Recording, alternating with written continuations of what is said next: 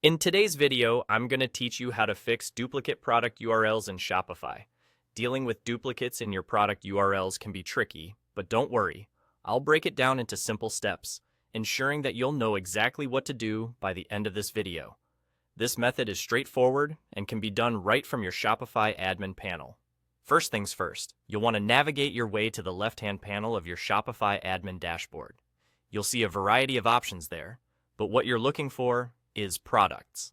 Click on Products, and you'll be taken to a list of all your items currently stored in your Shopify store.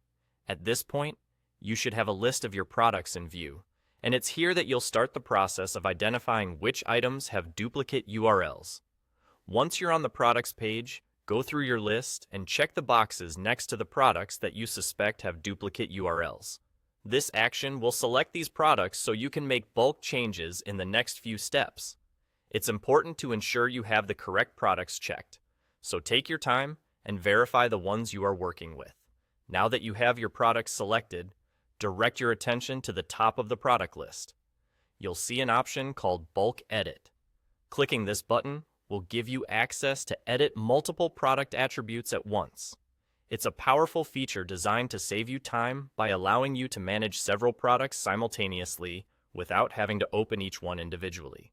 In the Bulk Edit page, you'll want to make sure you can actually see the URL handles that might be causing the duplicates. To do this, look towards the top right corner of your screen, where you'll find another option labeled Columns. Click on Columns, and you'll be presented with a list of attributes you can add to your bulk editing view. You'll want to find and enable the URL handle column. This action will add a new adjustable column to your edit view, displaying the URL handles for the products you've selected. With the URL handles visible, you can now proceed to manually adjust and edit these URLs. Take a careful look at the handles, and for each duplicate, modify the URL to make it unique.